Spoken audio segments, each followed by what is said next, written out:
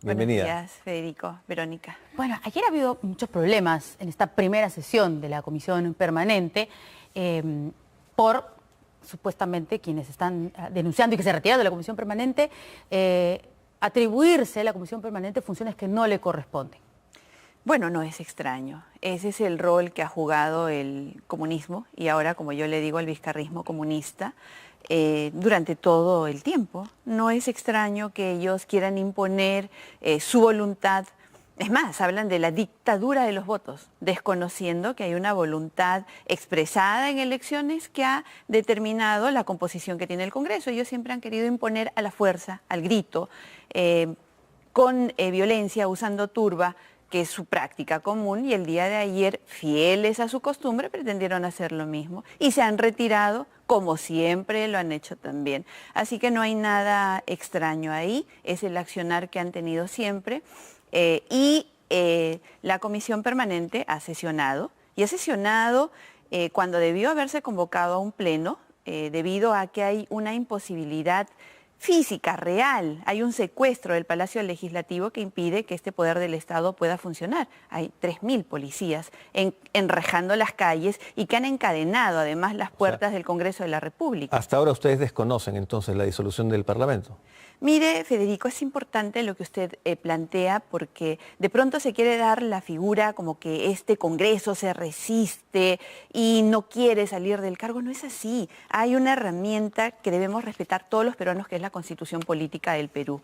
Y la Constitución Política del Perú en ninguna parte puede revisar usted artículo por artículo, encuentra una interpretación como la que ha hecho el señor Vizcarra para disolver el Congreso de la República. Se refiere a la denegación fáctica. No existe denegación fáctica. Revise usted palabra por palabra, incluso la Constitución Política del Perú, y no existe una denegación fáctica. Menos cuando el Congreso le dio la confianza al señor Vizcarra. Entonces, pero si uno se ciñe en la tarde, si uno ¿no? se ciñe... Eso fue en la tarde y es el argumento, ¿no es cierto?, de quienes están en el gobierno para decir, se nos denegó la posibilidad en los hechos para que se presentaran, para que votaran en el momento que se presentó el señor Salvador de Sondado. Eso, porque el señor Vizcarra pretendía detener un procedimiento que se había iniciado en noviembre del año pasado y pretendía además detenerlo de manera arbitraria. Eso no es posible, no es posible, Verónica, si uno respeta la Constitución. Entonces, si uno tiene una denegación fáctica que no existe,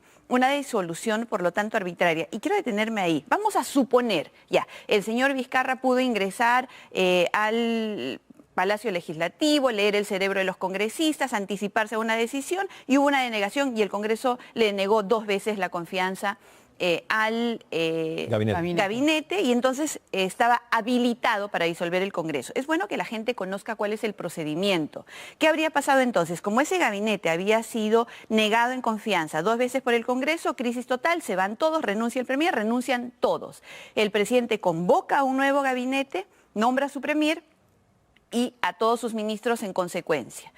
Este es el gabinete que debió haber firmado el decreto de disolución. El nuevo gabinete. El nuevo gabinete, el que va a jurar por hoy. supuesto. Y todo el gabinete. El que va a jurar hoy. Y todo el gabinete, no solamente ese premier, todo el gabinete juramenta, y todos, absolutamente todos, porque adquieren responsabilidad no solamente constitucional, sino también penal por sus hechos, firman el decreto de disolución y entonces el Congreso queda disuelto constitucionalmente.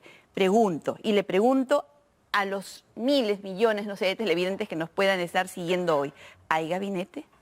Hoy va a jurar el gabinete del señor Correcto, Ceballos. pero ¿cuándo han disuelto el Congreso de la República? Se supone que el refrendo tiene que ser, según nos dice usted, de todo el gabinete del refrendo. En pleno.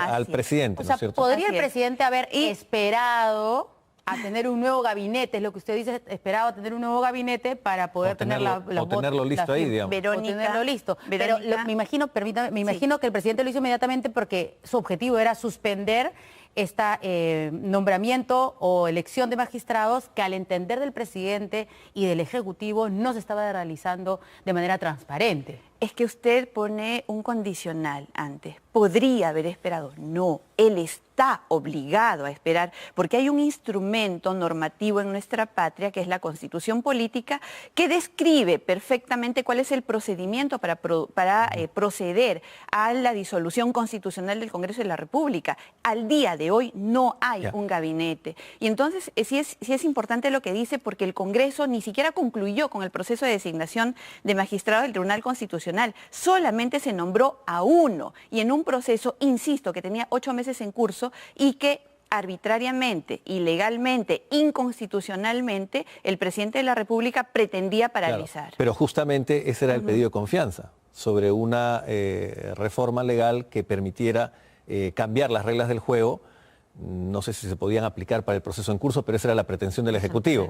Mire, si bien es cierto, entonces, la gente claro, está cansada de escuchar interpretaciones constitucionales, la gente quiere que resuelvan sus problemas. Ayer, mientras 3.000 policías impedían el ingreso de los congresistas al recinto legislativo, han asaltado cadenas de pizzerías, ha habido balaceras, la gente sigue muriendo, pero en fin, igual tenemos que darle interpretación constitucional. Usted plantea el hecho de la cuestión de confianza.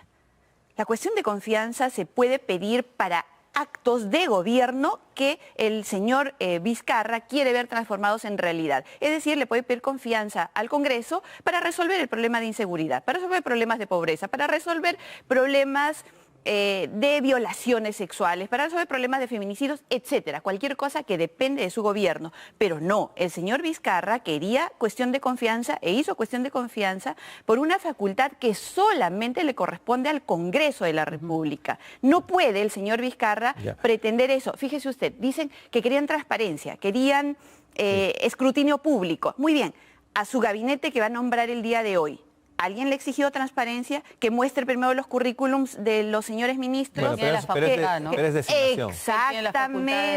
Exactamente, Verónica. Él tiene la facultad para hacerlo y todos los demás lo respetamos. ¿Por qué no respetó la facultad que tiene el Congreso de la República para hacer su trabajo? Es exactamente lo mismo. Pero en todo caso, lo que se cuestiona ahora es si la Comisión Permanente tiene la facultad de pedir o exigir esta demanda competencial ante el Tribunal Constitucional.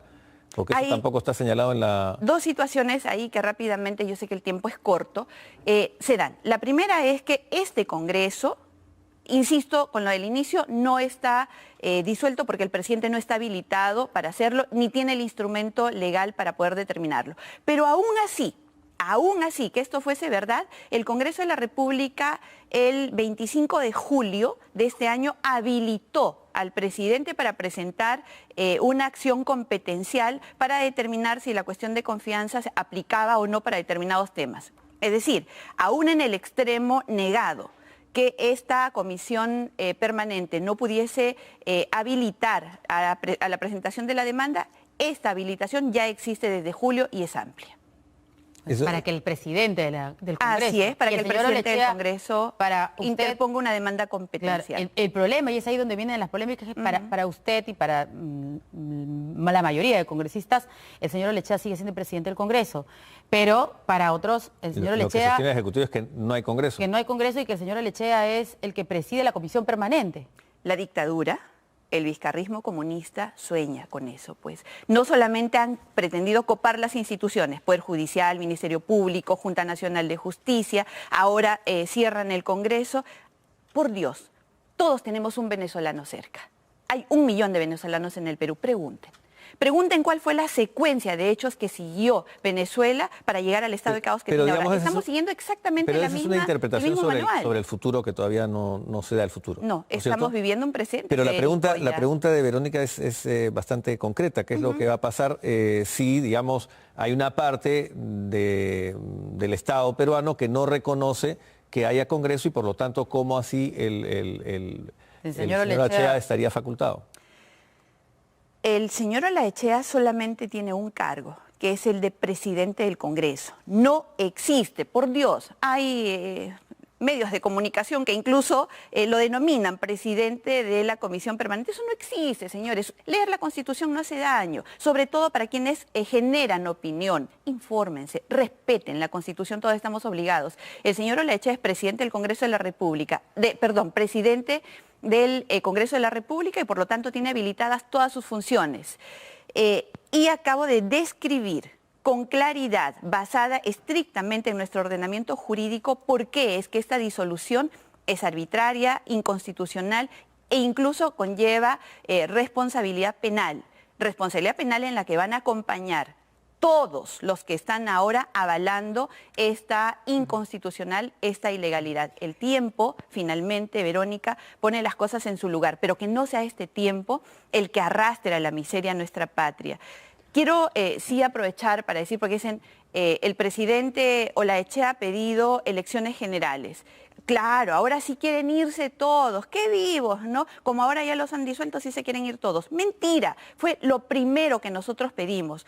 Cuando el señor Vizcarra presenta un proyecto de ley inconstitucional para adelantar elecciones, lo que le dijimos, esta no es la ruta, señor. No es modificando la Constitución arbitrariamente para plantear disolución del Congreso. Lo que corresponde es que usted renuncie a la señora Arauz, el presidente Olaechea convoca elecciones generales y nos habremos ido antes de Navidad todos, pero por la ruta constitucional. Esto lo hemos dicho todo el tiempo. Entonces, para quienes dicen, ¿por qué ahora sí quieren irse? Y antes no, les decimos, seguimos en la misma convicción, pero respetando la Constitución. Sí. Correcto, pero las cosas también se resuelven con respecto a una legitimidad social, por llamarla de alguna manera. Por supuesto. Y en eso usted no reconoce que la mayoría del Congreso falló en desvincularse de la correspondiente mayoría de la población, de sus propios votantes, porque a ustedes los votaron en 2016, pero esa misma gente ya no está con ustedes. Cuando enfrentas a una mafia tan grande como la mafia de Odebrecht, que el día de ayer está pretendiendo nuevamente hacer que el Estado peruano le pague 524 millones a cambio de 4 codinomes que ya se sabe quiénes son, entonces hay que poner las cosas en contexto. Este Parlamento se compró el pleito de enfrentar esa mega corrupción, de destaparla, de exponerla y de denunciarla. Este Congreso enfrentó a la mafia más grande que ha asaltado nuestra patria, que ha asaltado Latinoamérica y que ha llegado al resto del planeta. Expusimos lo del señor Kuczynski y el señor Kuczynski tuvo que renunciar, agobiado por la fuerza probatoria.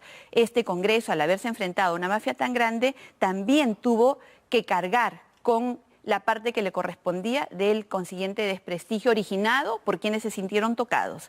Y nos han golpeado permanentemente, Federico. Pero no originado por algunos hechos concretos sobre, por ejemplo, congresistas particulares que han sido también... interminable. Sí, la lista no, tampoco es interminable. Bueno, tampoco es interminable, pero son 130 congresistas. Muy bien. Tenemos al señor Benicio, al señor Donaire. Sí. El señor Salaverry, ¿no es cierto? Y paramos de contar. 130 congresistas. El señor Becerril, que tiene estas acusaciones de haber pagado coimas a través de... coimas a través de acusaciones que están en trámite y que responderán a la justicia como corresponde, porque deben responder a la justicia. De hecho, Mamani está suspendido. La señora Ponce 2 veces suspendida. El señor Mamani también 2 veces suspendido. Por favor, lo que pasa es que se ha levantado esto, oye, que falseó su hoja de vida y falseó su hoja de vida. Es un delito, pues. Correcto, Verónica. Es un delito, si es que en la instancia que corresponde se sancione como corresponda. Pero estamos hablando de una mafia que le robó 50.000 millones a la patria, con la que se pudo haber resuelto todo el problema de colegios, hospitales, carreteras. No, esa es la mafia, eso, sin duda. Esa es la mafia. También Odebrecht dice que ha dado plata a la campaña de Keiko Fujimori. Correcto, Verónica. Dicen que ha dicho que Keiko Fujimori está 10 meses presa por los dichos no corroborados. O sea, no digamos acá que están tratando de proteger, que es mentira. Lo que pasa es que hay una mafia que quiere robarle hasta el último sol a nuestra patria y se aprovecha de una coyuntura. Lo he dicho, lo sostengo y me reafirmo. El gobierno de Martín Vizcarra le está pagando a Odebrecht para destruir a la oposición, para poder copar las instituciones y ellos, los más grandes delincuentes, salir completamente limpios. Bueno, ¿hay alguna empresa... Es una acusación sumamente grave. No es la primera vez que la hago, por eso digo, lo dije, lo he dicho y me ratifico. Y esto con el tiempo, Federico, porque usted, mejor que nadie, que ha vivido el golpe del 92, que tuvo una posición y que principistamente sigue manteniéndola, sabe que la justicia y el tiempo ponen las cosas en su lugar. Y finalmente, lo que estamos defendiendo, Federico, es lo que yo traje como compromiso para mis electores, que es lo que usted ha preguntado. ¿Se han desvinculado? No. yo les ofrecí a mis electores cuando hice campaña que quería que me den su confianza porque había un poder al que había que corregir en el sentido de lucha contra la corrupción. ¿He cumplido? Sí. ¿Voy a seguir insistiendo en el mandato que me dieron? Sí. Hasta el último día, sí. ¿He sido incoherente en lo que ofrecí y lo que finalmente produje como congresista de la República? No. Y voy a seguir así. Y voy a insistir. Señor Vizcarra, la señora Mercedes Arauz ha renunciado a la vicepresidencia de la República. Usted decía que no se va porque ella no renunciaba. Ella ya renunció. Tiene el camino allanado. Ayude a nuestra patria para salir de este entrampamiento. Vámonos todos. ¿No decía usted que no hay que tenerle miedo al pueblo? Cuando usted planteó su proyecto de adelanto de elecciones, le pedí, renuncia y vámonos todos antes de Navidad. Bien. ¿Por qué nos vamos? El Congreso, que le es incómodo, que ha investigado con IRSA, que investiga Odebrecht, que investiga sus actos de corrupción y usted se queda. Bien. Vámonos todos. Muchas gracias. A usted, tiempo Federico, para expresarse ampliamente. Vamos a ir a una pausa y luego de la pausa vamos a atender también a